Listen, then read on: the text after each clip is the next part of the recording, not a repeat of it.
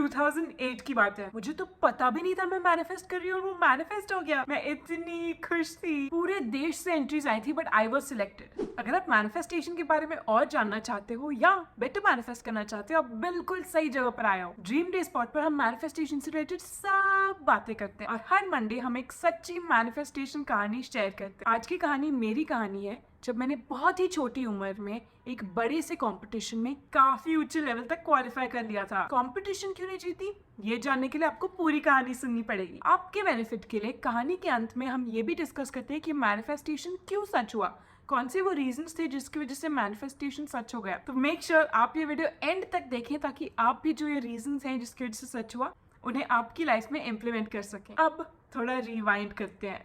साल 2008, स्कूल के गर्मियों की छुट्टी का वक्त। मेरे चाइल्डहुड के time Hannah Montana was all the rage. I was obsessed with Hannah Montana. मुझे उनका शो इतना पसंद था, गाने इतने पसंद थे। जब भी वो एपिसोड आता था, आई थिंक शाम को 5 बजे या 5:30 उसका टाइमिंग था on Disney channel. I am not sure of the timing but channel तो डिज्नी चैनल ही था। And Miley Cyrus, Selena Gomez, वो सब इसके थे and you are watching Disney channel. और मैं भी वो रिपीट करती, मैं मेक श्योर करती थी कि मैं उस टाइम पे फ्री हूँ और वो शो मैं देखूँ ही। क्या आपको भी हैना मोंटाना पसंद थी या अभी तक पसंद है? या अगर आपको नहीं पसंद थी, आपके घर में कोई था जिसको हैना मोंटाना बहुत पसंद था, आपके सिबलिंग, आपकी कज़न, या अगर आप के बच्चे थे जिनको हैना मोंटाना पसंद था, प्लीज़ मुझे कमेंट करके बताइए because I know Hannah Montana fandom was very strong and she was such an icon at her time. तो I would love to know अगर आपको भी हैना मोंटाना पसंद थी। अब इन गर्मियों की छुट्टी में अपना हैना मोंटाना देख रही थी। टीवी पे एड्स तो आते हैं, एड्स देख रही थी, पर एक ऐसा ऐड था जिससे मैं क्यूरियस हो गई। उस एड में उन्होंने कहा, win a chance to meet Hannah Montana and be on the cover of Disney adventures. I think वो मैगजीन का नाम डिज्नी एडवेंचर्स था, आई एम नॉट श्योर, पर एक डिज्नी चैनल की मैगजीन होती थी जिसको मैंने सब्सक्राइब किया था। क्या आपने भी सब्सक्राइब किया था, बताइए कमेंट्स में। उस मैगजीन को मैंने सब्सक्राइब किया था and I was like wow. मुझे डिज्नी मैगजीन जो मेरी फेवरेट मैगजीन थी, मैं इतना वेट करती थी कि मेरी मैगजीन कब आएगी कब आएगी, क्योंकि मैं तभी शहर में नहीं एक टाउन में रहती थी, तो आई थिंक थोड़ा डिले होता था जब तक वो वहाँ पर पहुँचती थी। But I would wait, my favourite time of the month would be कि कब वो मैगजीन आएगी और कब मैं उसे पढ़ूंगी, मेरे फेवरेट डिज्नी चैनल सेलिब्रिटीज़ के बारे में पढ़ूंगी। तो वो आइडिया मुझे बहुत एक्साइटिंग लगा कि मैं डिज्नी मैगजीन, जो मेरी फेवरेट मैगजीन है, उसके कवर पे हो सकती हूँ। वाओ। तो एड में उन्होंने क्या कहा कि आपको हैना मोंटाना में शो में क्या होता था कि माइली साइरस थी जो एक्ट्रेस है, उसमें वो 2 रोल्स प्ले करती थी। माइली जो उनका नॉर्मल रोल था और फिर वो सीक्रेट में गाती भी थी। उनकी लाइफ में किसी को नहीं पता था, दुनिया में किसी को नहीं पता था कि हैना मोंटाना कौन है, पर माइली ही हैना प्ले करती थी। वो उनका स्टेज नेम था और स्टेज गेटअप था। माइली के ब्राउन बाल होते थे, हैना के ब्लॉन्ड होते थे, तो किसी को पता नहीं चलता। That's a basic summary of the show.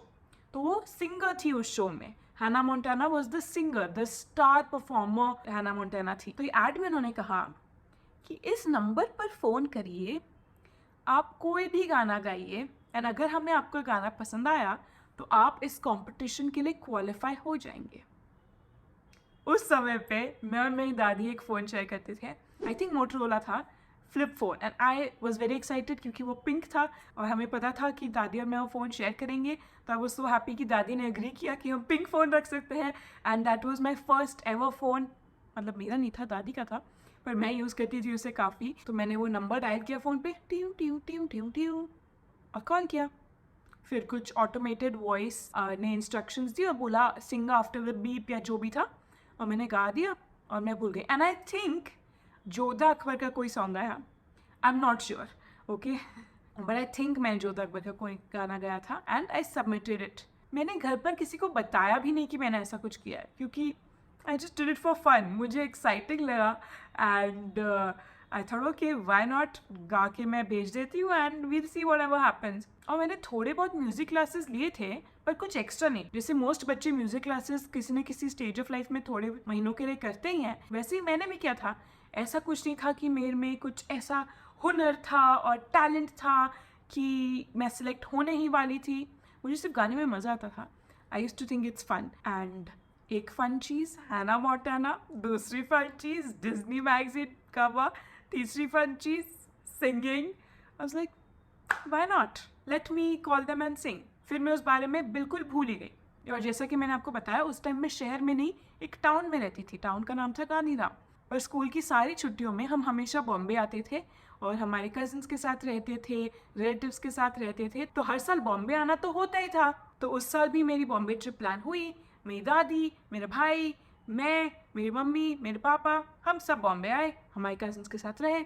फिर मेरे मम्मी पापा और भाई थोड़े जल्दी वापस चले गए एंड मेरी दादी और मैं लंबा रहना चाहते थे, तो हम रह गए। जैसा कि मैंने कहा कि मेरी दादी और मैं फ़ोन चलाया करते थे। एक दिन मेरी दादी के फ़ोन पे एक फ़ोन आया और लकीली मैंने ही फ़ोन उठाया एंड उस फ़ोन कॉल में उन्होंने कहा, हेलो, इज़ दिस रिया वर्मा? मैंने बोला यस।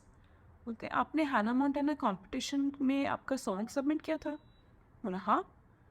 कॉन्ग्रेचुलेशंस, आपका सिलेक्शन हो चुका है। You are one of the top 2000 people who have been selected और आपको इस डेट पे इस जगह पर मुंबई में आना है अपना गाना लाइव जजेस के सामने गाने के लिए। ये सब उन्होंने मुझे कॉल पे बोला जब मैंने जस्ट रैंडमली दादी का कोई कॉल बजा था और मैंने आंसर कर दिया। एंड मैं इस बारे में भूल भी गई थी। मुझे याद भी नहीं था कि मैंने फ़ोन कॉल किया था, गाना रिकॉर्ड किया था और सबमिट किया था।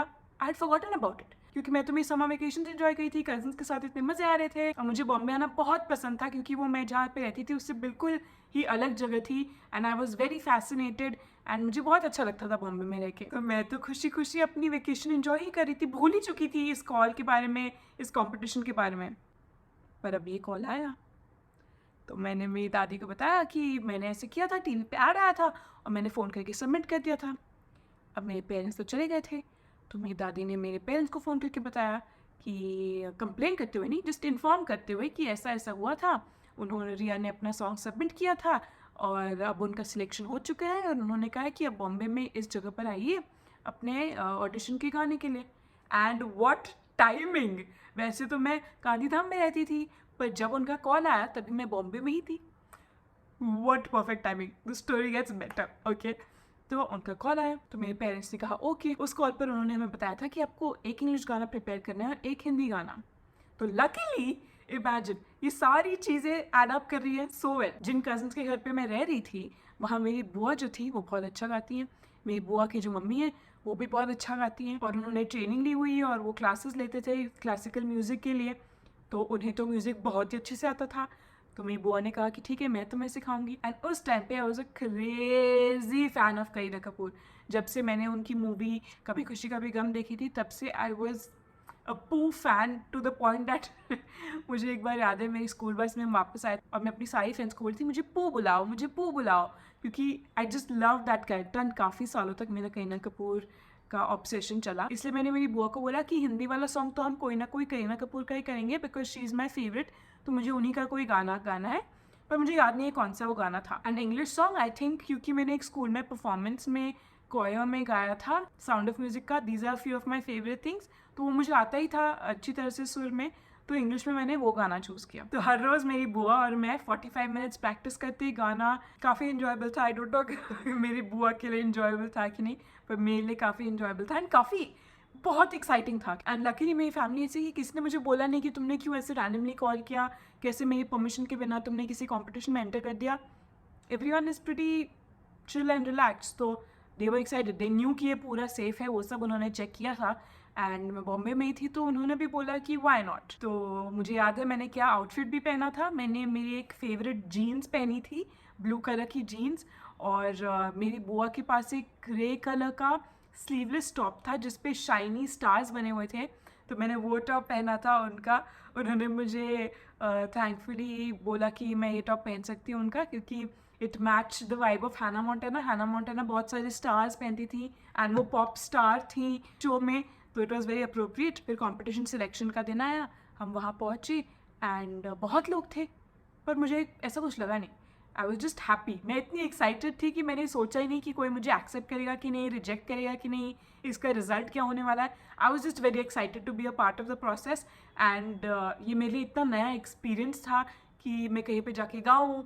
पूरे देश से एंट्रीज आई थी बट आई वॉज सिलेक्टेड, तो उस बात से मुझे इतना एक्साइटमेंट था कि पूरे देश में, और हमारी कंट्री बहुत बड़ी है तो आई एम श्योर बहुत लोगों ने इसमें एंटर किया होगा, एंड उसमें से I was one of the people who were selected, one of the 2000 people out of I don't know how many crores या लैक्स ऑफ पीपल जिन्होंने एंट्रीज भेजी होंगी। तो मैं तो बहुत ही खुश थी, आई was having the time of my life. एक तो मैं मेरी फेवरेट सिटी में थी और फिर मेरे फेवरेट शो से रिलेटेड मैं एक्टिविटी कर रही थी and I was feeling good and having fun while doing it. फिर मेरी टर्न आई गाने के लिए और वहाँ पे स्टेज जैसा रिकॉर्ड नहीं हो रहा था क्योंकि अभी भी सिलेक्शन प्रोसेस हो रहा था।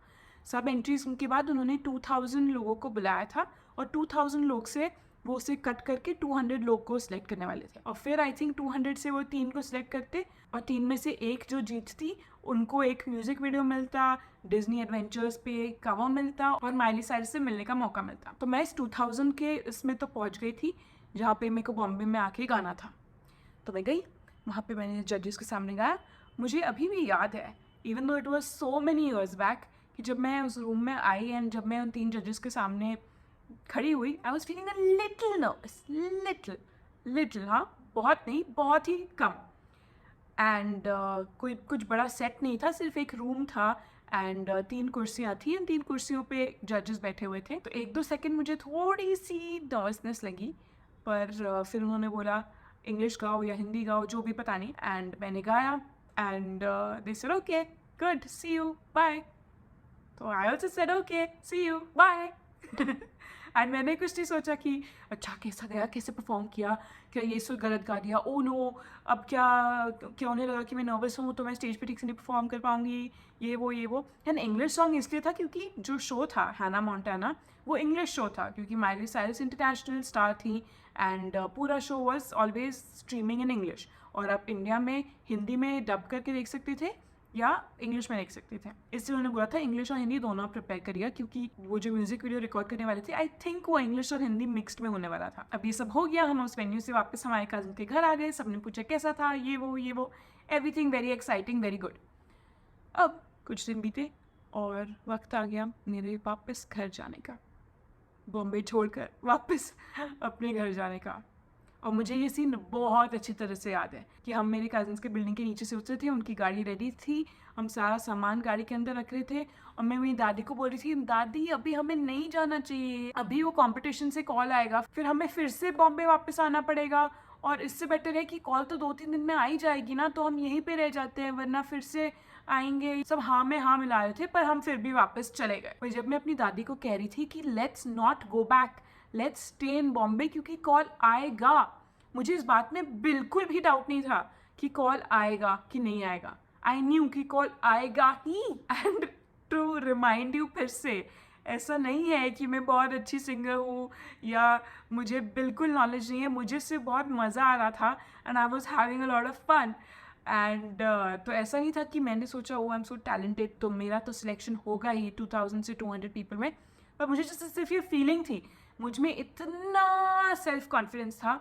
चाहे वो पर्सनालिटी के बारे में हो, कुछ भी मैं करूँ, इन जनरल मेरे पास बहुत ही सेल्फ कॉन्फिडेंस था, अभी भी है, पर क्योंकि हम 2008 की बात कर रहे हैं मेरे पास बहुत सेल्फ कॉन्फिडेंस था क्योंकि जब आप छोटी उम्र के होते भी हैं आपके साथ इतने सारे एक्सपीरियंसेस नहीं होते हैं जहाँ आप अपने आप को डाउट करने लगते हो या फियर्स आने लग जाते हैं एंड ऑब्वियसली सबका एक्सपीरियंस अलग होता है, पर फॉर्चुनेटली मेरे साथ तब तक ऐसा कुछ नहीं हुआ था या किसी ने कभी कुछ इतना इंटेंस या नेगेटिव नहीं बोला था जिसकी वजह से मेरा कॉन्फिडेंस कभी भी ब्रेक हुआ था। तो मैं तो श्योर थी कि दादी let's not go, let's stay in Bombay क्योंकि ये कॉल तो आएगा ही। हम वापस चले गए गांधीधाम, 1 हफ्ता गुजर गया एंड फिर मेरी दादी का फ़ोन फिर से बजा और मैंने फ़ोन उठाया, उन्होंने कहा कंग्रेचुलेशंस, आपका सिलेक्शन हो चुका है, 2000 में से आप टॉप 200 में सिलेक्ट हो गए हो, प्लीज़ कम टू बॉम्बे इस वेन्यू पे इस टाइम पे एंड 2 और सॉन्ग्स प्रिपेयर करके आइए। माई मैनिफेस्टेशन केम ट्रू एंड मैं कोशिश भी नहीं की थी मैनिफेस्ट करने की, मुझे पता भी नहीं था कि मैनिफेस्ट करना क्या होता है at that point of time, but I was so sure, मुझे पता था कि वो होगा ही, मेरे दिमाग में एक डाउट भी नहीं था, मतलब आई वॉज लाइक कोई why is anyone even bothering, of course call आने ही वाला है, कोई रीजंस नहीं थे मेरे पास उस कॉल को बैकअप करने के लिए, बट आई वाज लाइक होगा ही बिकॉज आई एम सेइंग होगा ही तो होगा ही। टू लेट यू नो कि मैं कंपटीशन क्यों नहीं जीती, द रीज़न इज़ कि हम वापस बॉम्बे नहीं आए। टॉप 200 के लिए, विच इज़ कम्प्लीटली फाइन। मुझे अभी तो ठीक से याद नहीं है, शायद मुझे 1-2 दिन बुरा लगा होगा, मैं रोई होंगी या जो भी है, but it was not such a big deal. तो ऐसा कुछ नहीं है कि I regretted not coming back to Mumbai या मेरे पेरेंट्स ने वापस नहीं आने दिया। मुझे अभी तो सिचुएशन याद भी नहीं है कि उन्होंने ऑप्शन दिया था कि आना है कि नहीं आना है, वट एवर, बट पूरी कंट्री के सबमिशन में से 2000 लोगों में someone who is not even that great at singing got selected. Number 2, 2000 में से 200 ही सिलेक्ट होने वाले थे। Again, someone who is not that great at singing, someone who was just having fun and was really confident got selected. ये थी वो कहानी जहाँ पे जाने अनजाने में मैंने manifest किया without even knowing the whole concept of manifestation. So now let's break it down. क्यों ये manifestation सच हुआ? क्या थे reasons? पहली बात तो ये है, मेरे जो भी workshops या sessions होते हैं उनके beginning में मैं हमेशा कहती हूँ कि manifestation breathing की तरह होता है, चाहे हम जाने या ना जाने हम वो हमेशा कर रहे होते हैं। तो नाउ दैट वी नो कि हमेशा हो ही रहा है, तो हमें इसे हमारे एडवांटेज के लिए यूज़ करना चाहिए। और ये कहानी एक परफेक्ट एग्जाम्पल है उस बात की कि 2008 में पता नहीं मैं कौन सी क्लास में थी, इतनी छोटी थी, ये कॉन्सेप्ट का नेगेटिव 2000 भी मुझे नहीं पता था, and it came true, right? तो आप चाहे जानते हो या आप नहीं जानते हो, आप हमेशा मैनिफेस्ट कर ही रहे हो। तो if you haven't already, make sure आप ड्रीम डे स्पॉट को सब्सक्राइब करें और वो नोटिफिकेशन बेल दबा के ऑल भी ऑन कर दें, ताकि आप भी मैनिफेस्टेशन सीख सको या आपका मैनिफेस्टेशन और बेटर और सही तरीके से कर सको, ताकि आपको भी जो भी चाहिए वो सच हो सके। अब रीजंस डिस्कस करते हैं कि ये मैनिफेस्टेशन क्यों सच हो गया। फर्स्ट, मैं उसके बारे में कम्प्लीटली भूल गई। याद है जब कहानी बताते हुए मैंने कहा कि मैंने वो फ़ोन किया, गाना गाया और फिर मैं उसके बारे में भूल गई। मैं बॉम्बे आई, मेरे को बहुत अच्छा लग रहा था, बहुत मज़े हो रहे थे, एंड जब तक वो कॉल आया नहीं कि hello you have been selected, तब तक तो मैं भूल ही गई थी कि मैंने कॉल भी किया था। तो डिटैचिंग, भूल जाना। पूरे टाइम हमें जो मैनिफेस्ट करना है उसके बारे में सोचते नहीं रह जाना, जो हमें चाहिए उसके ऊपर ऑब्सेसिव ना हो जाना। हमें बस जो करना है, हमारा पार्ट जो है वो हम ठीक से करें, और बाकी हम यूनिवर्स, गॉड, जिसमें भी आप बिलीव करते हैं उन पे छोड़ दें। दूसरी चीज़ जिसकी वजह से ये मैनिफेस्टेशन सच हुआ is that I was having a lot of fun. Fun एक बहुत ही अच्छी एनर्जी और फ्रीक्वेंसी है, हैप्पी फ्रीक्वेंसी है, क्योंकि जब आप फन कर रहे हो, मज़े कर रहे हो, आप इन द मोमेंट हो, आपको मज़ा भी आ रहा है, आप हंस भी रहे हो, स्माइल भी कर रहे हो, आप इंजॉय भी कर रहे हो, आप पास्ट या फ्यूचर की नहीं सोच रहे हो, जो प्रेजेंट में हो रहा है आप उसी पर ध्यान दे रहे हो। वो मैनिफेस्टेशन के लिए बहुत इंपॉर्टेंट है, क्योंकि यूनिवर्स या गॉड चाहते हैं कि हम इन द मोमेंट रहें, जैसे कि मैंने अभी कहा, उसके बारे में पूरे टाइम ना सोचें, अपनी लाइफ जीते रहें, खुश रहें, चाहे हमें वो मैनिफेस्टेशन मिले या ना मिले, हम तो खुश ही रहेंगे, ऐसा एटीट्यूड हमें रखना है। और इस कहानी में वो एटीट्यूड बिल्कुल था। हर स्टेज पे मुझे बहुत मज़ा आ रहा था, मैं बहुत एक्साइटेड थी, मैं कभी भी डाउट नहीं कर रही थी कि ये कैसा होगा, रिजल्ट क्या होगा, कोई टेंशन नहीं थी, बिल्कुल चिंता नहीं हो रही थी। तो वो भी एक चीज़ है जिसने इस मैनिफेस्टेशन को सच होने में बहुत इंपॉर्टेंट रोल प्ले किया। तीसरी चीज़, सेल्फ कॉन्फिडेंस। मुझ में इतना कॉन्फिडेंस था कि मेरे दिमाग में एक भी डाउट नहीं था कि M I worthy of this. पूरी कंट्री के लोगों ने सबमिट किया है, मैं तो सिर्फ एक मामूली लड़की हूँ, मुझे तो ठीक से गाना भी नहीं आता, क्या मैं सिलेक्ट होंगी? 2000 से 200 हो गए, तभी भी मेरे को कोई स्ट्रेस नहीं था कि क्या मैं जीतूँगी, क्या मैं नहीं जीतूँगी, क्या होगा, ऐसा कुछ नहीं हुआ था। I was not worried about the result at all. मुझे बस अपने आप में कॉन्फिडेंस था कि मुझे तो जो चाहिए मिलेगा ही, मुझे मज़ा भी आएगा, मुझे जो रिजल्ट चाहिए वो भी मिलेगा, and it's going to be a fun journey being the important part, and self confidence. किसी ने मुझे कभी डिस्करेज नहीं किया, एंड मैंने अपने आप को भी कभी डिस्करेज नहीं किया। बहुत बार ऐसा होता है हम अपने आप को डिस्करेज करते हैं, जो हमारे मैनिफेस्टेशन के लिए बहुत ही बुरी चीज़ है, क्योंकि नो मैटर आप जितना भी मैनिफेस्टेशन रूटीन कर दो, अगर आप अपने आप को सेल्फ डाउट कर रहे हो, डर है आप में, सेल्फ कॉन्फिडेंस नहीं है, वो मैनिफेस्टेशन सच नहीं होगा। आपको फुल्ली बिलीव करना है कि आप जो चाहते हो आप उसकी वर्दी हो पाने के लिए, तब वो सच होगा। अगर आपको एग्जैक्ट रेसिपी जाननी है कि मैनिफेस्टेशन को सच होने के लिए क्या इंग्रेडिएंट्स हैं, क्या स्टेप बाय स्टेप चीज़ें आपको चाहिए टू पुट इन द बोल एंड मिक्स करने के लिए, जिससे आपका मैनिफेस्टेशन सच हो जाए वो रेसिपी हम शेयर करते हैं हमारे मैनिफेस्टेशन 101 मास्टर क्लास में। उसमें मैं आपको बताती हूँ कि क्या करना चाहिए आपको मैनिफेस्टेशन सच होने के लिए, क्या नहीं करना चाहिए, सो दैट आप सही तरीके से मैनिफेस्ट कर रहे हो, एंड आपको जो भी चाहिए मिल जाए। उसकी लिंक डिस्क्रिप्शन बॉक्स में ज़रूर अटेंड करिएगा। जिन्होंने भी अभी तक अटेंड किया उन्हें बहुत हेल्पफुल लगी एंड आई एम श्योर आपको भी उससे बहुत ही बेनिफिट होगा। ये थी आज की कहानी। कमेंट्स में ज़रूर बताइएगा आपका कौन सा फेवरेट पार्ट था इस कहानी में। अगले वीडियो में मिलते हैं, तब तक के लिए हैप्पी मैनिफेस्टिंग।